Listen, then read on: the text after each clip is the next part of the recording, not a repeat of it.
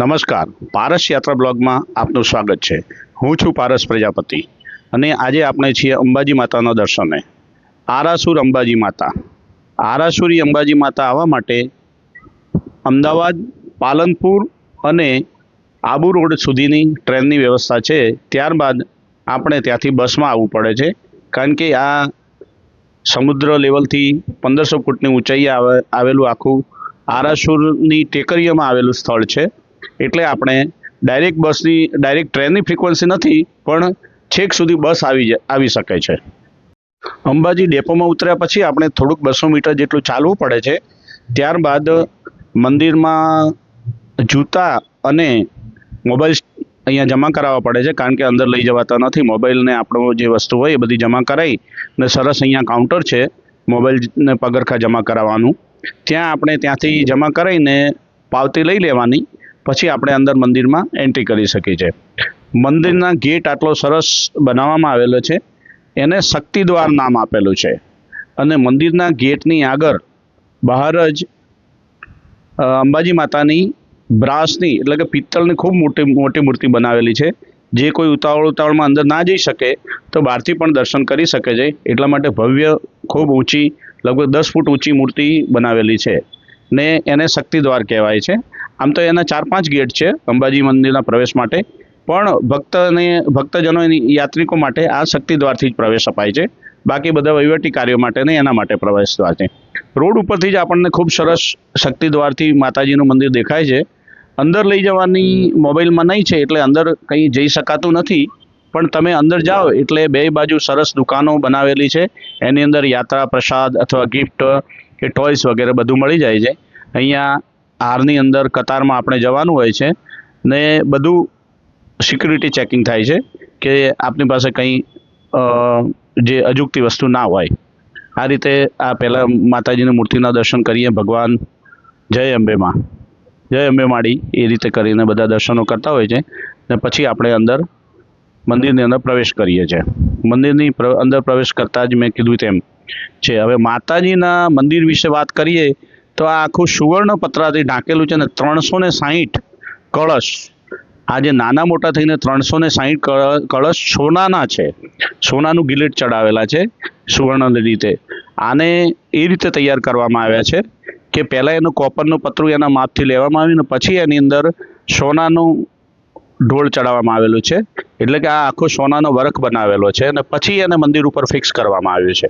આ જે મોટો દેખાય છે એ ચાચર ચોક છે, એટલે મોટું અહીંયા સ્થળ છે, ગરબા થાય છે નવરાત્રિમાં, એટલે આને ચાચર ચોકવાળી માતા પણ કહેવામાં આવે છે।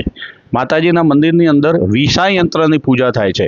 અહીંયા કોઈ મૂર્તિ નથી, પણ વિષા યંત્રને એવી રીતે સજાવવામાં આવે છે અંદર કે એ માતાજીની અંબાજી માતાની મૂર્તિ જેવું લાગે છે। આ જે મંદિર દેખાય છે પ્રવેશદ્વાર, એના પહેલાં અંદર જ ગર્ભગૃહ પહેલાં પરસાળમાં શિવલિંગ પણ છે, જ્યાં મહાદેવ ભગવાનની પૂજા થાય છે અને ત્યારબાદ અંદર માતાજીની 2 જ્યોત છે, એના દર્શન થાય છે। અંબાજી માતાના મંદિરનો વહીવટ ગુજરાત સરકાર દ્વારા એક આરાસુર અંબાજી ટ્રસ્ટની સ્થાપના કરીને બનાસકાંઠાના કલેક્ટર સાહેબ દ્વારા ચલાવવામાં આવે છે, જે વડદાની રૂએ મેઇન ટ્રસ્ટી હોય છે અને બીજા કલેક્ટર સાહેબ એના વહીવટકર્તા તરીકે સ્થાયી નિમાય છે। ચાચર ચોકવાળા અંબાજીના દર્શન કર્યા પછી આપણે ગબ્બર દર્શને જવાય છે, જે ખૂબ મોટી ટેકરી ઉપર આવેલું સ્થળ છે ને ત્યાં માતાજીની અખંડ જ્યોત જલાવવામાં આવે છે વર્ષોથી। લગભગ 10મી સદીથી આ પરંપરા ચાલુ છે અને એ વખતના દાતા રાજવી દ્વારા પ્રથા ચાલુ કરવામાં આવી હતી।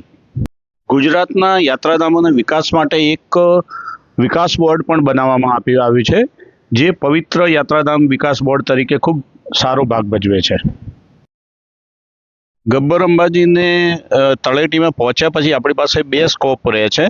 એક તો તમે પગથિયાથી જઈ શકો છો, નહીં તો ડાબી બાજુ જે ઉડન ખટોલાની ઓફિસ આવેલી છે ત્યાંથી ટિકિટ લઈ ને તમે રોપવેમાં પણ ઉપર જઈ શકો છો। રોપવેમાં જવા માટે આપણે થોડીક ભીડનો સામનો કરવો પડે છે, એટલે લાઇનમાં થોડુંક ઘણીવાર વધારે પણ ઊભા રહેવું પડતું હોય છે. જો નીચેથી આ ઉપર ગબ્બરનો દ્રશ્ય ખૂબ સરસ દેખાઈ રહ્યો છે મને, ખૂબ જ સરસ આનો દેખાય છે. ત્યારબાદ આપણે આ પ્રવેશ એન્ટ્રી કરીએ, પણ એન્ટ્રી કર્યા પછી એની લાઈન મને ખૂબ લાગી હતી. પણ એક અહીંયા ગવર્મેન્ટે સારી વ્યવસ્થા કરેલી છે કે તમે થોડોક વધારે ચાર્જ આપીને પ્રીમિયમ ટિકિટ લઈને લાઈન વગર ડાયરેક્ટ તમે વીઆઈપી દર્શન કરી શકો છો. એ મેં તમને કીધું હતું પાવાગઢના વિડીયોમાં કે પાવાગઢ, ગબ્બર અને જુનાગઢ આ ત્રણની કમ્બાઇન્ડ વીઆઈપી ટિકિટ યાત્રાધામની એ લોકો આપતા હોય છે, અને એમાં લગભગ 974 રૂપિયાની ટિકિટમાં કોઈ ભીડ વગર આપણે ડાયરેક્ટ પ્રવેશ લઈ શકીએ છીએ. મેં પણ આ રીતે વીઆઈપી ટિકિટ લઈને ડાયરેક્ટ પ્રવેશ મેળવેલો ને લગભગ 3 થી 4 મિનિટમાં હું ઉપરના પ્લેટફોર્મ ઉપર, જે ગબ્બરના ઉપરના પ્લેટફોર્મ ઉપર રોપવેથી પહોંચી ગયેલો. એટલે સમયનો ખૂબ બચાવ થાય છે અને આપણે નીચેનું આમ દ્રશ્ય પણ ખૂબ ફ્લાઇંગ વ્યૂ ખૂબ સરસ લાગે છે અહીંનો. જો અહીંથી મેં આ નીચેનો જે ગબ્બરનો વ્યૂ છે, પવિત્ર યાત્રાધામની બોર્ડની ઓફિસ, પછી વચ્ચે જે રસ્તાઓ છે, પગથિયાઓ, પછી આરાસુરની અલગ અલગ ટેકરીઓના ખૂબ સરસ વ્યૂ જોવા મળે છે અહીંયા. ઓલીથી ગબ્બરના ઉપરના પ્લેટફોર્મ ઉપર પહોંચ્યા પછી થોડીક સીડીઓ ચડવાની આવે છે ને એની આગળ સડક આમ લીંબુ ને સોડાનું સરસ સ્ટેન્ડ બનાવેલું છે, એટલે તમારે જે થાક બાક લાગ્યો હોય એ ઉતરી જાય એનાથી, એટલે રિફ્રેશમેન્ટ સારું થઈ જાય છે. ને પછી થોડાક પગથિયા ચાલી ને આપણે નીચેનો વ્યૂ ખૂબ સરસ લાગતો હોય છે અહીંથી. પણ અહીંયા પણ લાઈનમાં ખૂબ ઊભા રહેવું પડે છે. જાળીદાર લાઈન હોય છે, મતલબ આજુબાજુ જાળી બાંધેલી છે, ખૂબ હાઈટ છે, એટલે કોઈ સમજો કે નાના બચ્ચાઓ સાથે હોય તો પડી ના જાય, એના માટે એ પ્રોટેક્શન છે.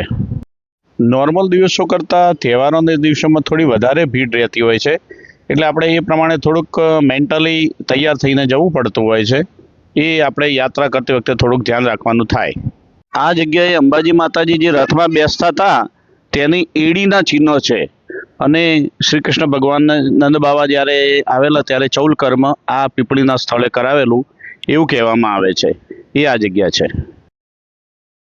માતાજીની એડી અને એમના પગના દર્શન કર્યા બાદ આપણે થોડાક ઉપર જઈએ એટલે પછી સમતળ જગ્યા આવે છે, જે ઉપરનું મેઇન સરફેસ છે ને ત્યાં સમતળ જગ્યા બનાવેલી છે, ને એની અંદર પછી આ જે જ્યોતનું મંદિર બનાવેલું છે, ગબ્બર અંબાજીની જે જ્યોત છે એનું મંદિર એની ઉપર બનાવેલું છે. ત્યાં સરસ બેસવાનો પ્લેટફોર્મ જેટલી સારી જગ્યા છે, સમતળ જગ્યા, પણ ત્યાં પછી ઉપર લાઈન દ્વારા જવું પડે છે ને લાઈનનો થોડો અનુભવ વધારે ત્યાં થાય છે, કારણ કે ઉપર બેસવાવાળાની અને દર્શન કરવાની ભીડ ભરચક થઈ જતી હોય છે. માતાજીની જ્યોતના દર્શન કર્યા બાદ તરત સામે પરસાળમાં એક હવનકુંડના દર્શન થાય છે. ત્યાં ઓમ, હવન, અગ્નિ વગેરે ક્રિયાઓ કરવામાં આવે છે, અને લોકો આ પ્લેટફોર્મ ઉપર પછી સમતળ જગ્યામાં બેસે છે અને પૂજા અર્ચના પણ કરે છે. ત્યાં આગળ માતાજીના મંદિરના દોરા ધાગા પણ મળી શકે છે, અને સામે પણ પરસાળમાં એક બીજા ભવાની દેવીનું કંઈક મંદિર બનાવેલું છે, અને ત્યાંથી માતાજીના ધજાજીના દર્શન થાય છે.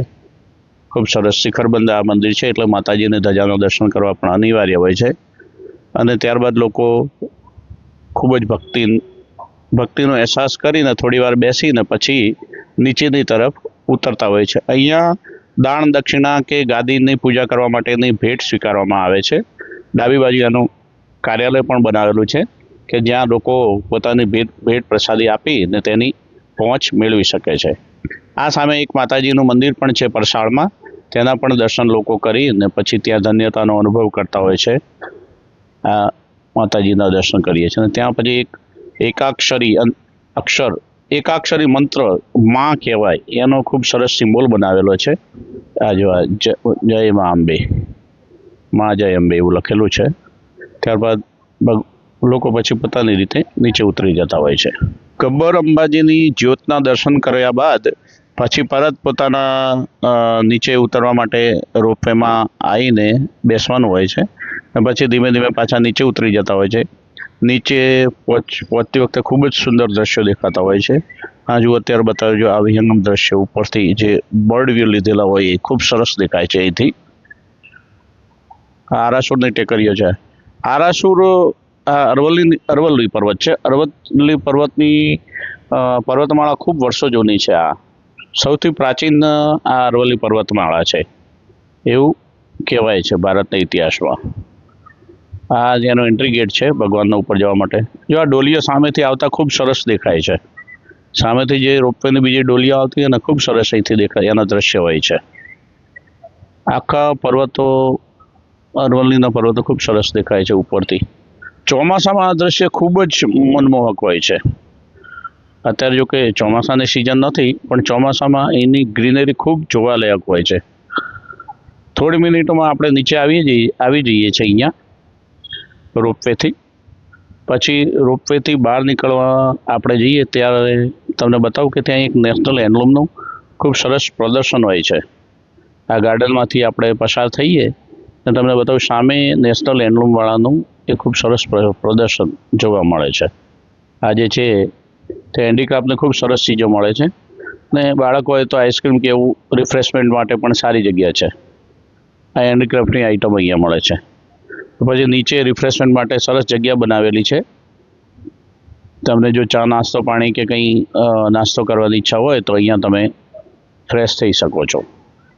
ત્યારબાદ આપણે અહીંથી ફરીથી પોતાની રીતે સિટીમાં પહોંચી જવાનું હોય છે અને સિટીની અંદર પછી હું તમને ત્યાં માનસરોવર છે જ્યાં બાબરી વિધિ ને બધું થાય છે બાળકોની, એ જગ્યા ઉપર લઈ જઈશ હમણાં.